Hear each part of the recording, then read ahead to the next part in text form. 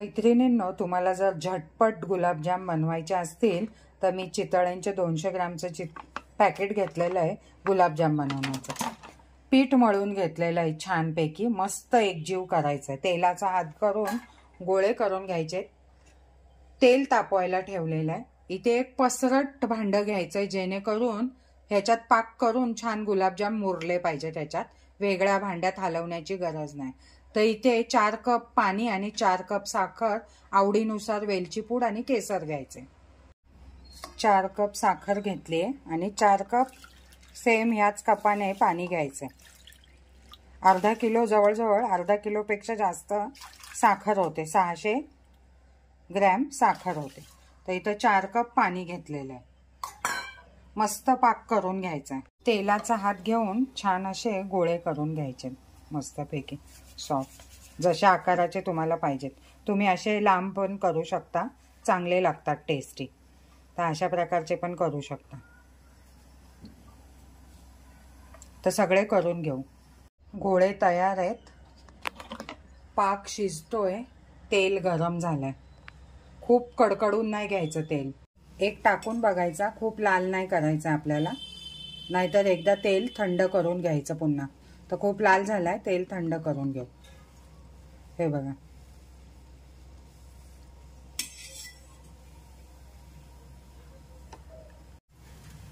छान असे गोळे सोडून घ्यायचे आणि मस्तपैकी लगेच हलवायचं आहे, कारण एकच साईडने लागतं. इथे तेल गरम होतं म्हणून मी गॅस बंद केलेला आहे. छान भाजून घ्यायचे, कारण आतून शिजले पाहिजेत, नाही तर कच्चे राहतात. आता गॅस पेटवू, बारीक ठेवू गॅस अगदी, आणि छान असे कलर आला पाहिजे. पाक छान शिजलाय. वेलची पूड घालून घेऊ. आवडीनुसार वेलची पूड आणि केसर घाला. छान कलर येस तोपर्यंत हलवत राहायचं आहे, कारण लागू द्यायचं नाही, नाहीतर बघा एकच साईड डार्क होते. छान असे बघा मस्त रंग आलेला आहे. हा आधीचा टाकलेला तो डार्क झालेला. तेल गरम झालंय का पाहण्यासाठी. तर खूप तेल तापवून नाही घ्यायचं, ही टीप लक्षात ठेवायची. गुलाबजाम करताना खूप तेल तापलेलं नाही पाहिजे तळताना. पाक छान तयार झालेला आहे. इथे पाकामध्ये केसर घालू. मी केसर साखरेमध्ये ठेवते, त्यामुळे ते छान राहतं. हे बघा, तर जास्त घालण्याची गरज नाही. 4-5 काड्या घातल्यात ना तरी पुरे, कलर येतो छान. गुलाबजाम मंद आचेवर शिजवायचे, कारण तुम्हाला सांगते तेलात ते चांगले तळले ना तर मंद आचेवर तळायचे, जेणेकरून आतून शिजतात, ते कच्चे राहत नाही. काही काही लोक गुलाबजाम बनवतात त्यामध्ये आतमध्ये कच्ची गाठ तशीच असते. ती आतली कच्ची गाठ आहे ना, ती राहिली नाही पाहिजे. त्यामुळे सतत ढवळत शिजवायचं. आणि पाक छान केसर टाकून मस्त कलर येतो बघा. आणि हे आहेत चितळेंच्या प्रीमिक्स पासून बनवलेले गुलाबजाम, आणि इथे मागे सगळी माहिती दिलेली आहे, त्यामुळे जास्त काही त्रास नाही, पटकन होतं. 600 ग्रॅम साखर लागते आणि 600 ml पाणी लागतं. तेवढंच पाणी तेवढंच साखर प्रमाणात घ्यायचं. आणि 120 ml मळण्यासाठी पाणी लागतं. तेलाचा थोडासा किंवा तुपाचा हात लागतो. न फुटता गुलाबजाम बनले पाहिजेत, तरच छान बनतात. ही टीप लक्षात ठेवायची. इथे पूर्ण माहिती दिलेली आहे, त्या माहितीनुसार करायचं. हे बघा, सगळं हिंदीत, मराठीत, इंग्लिशमध्ये दिलेलं आहे. झटपट बनतात. 40 बनायला पाहिजेत, पण आपण थोडे मोठे केलेले आहेत.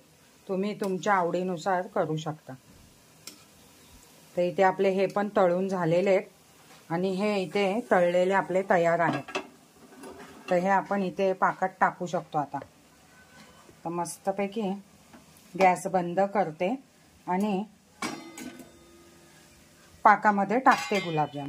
छान गुलाबजाम टाकलेले आहेत. इकडचे पण काढून लगेच टाकू, कारण आता आपलं झालेलंच आहे. एवढेच आहेत.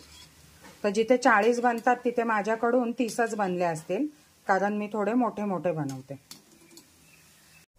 इथे मस्तपैकी तळून झालेले आहेत आपले. छान कलर आलाय बघा, मस्त रंग आलाय. तर इथे छान असं रंग आहे. आणि गरम पाकात घालायचे, हे लक्षात ठेवा. तर गरम पाकात घालायचे, तसा आवाज आला पाहिजे, चरचर चरचर. आणि ते बघा तळण्यात पण तुम्हाला दिसतात मस्तपैकी. खूप काळे करायचे नाही. आणि आता 1 तास झाकून ठेवायचं आहे. मस्तपैकी तुमचे गुलाबजाम मुरून तयार होते. या मैत्रिणींनो गुलाबजाम खायला.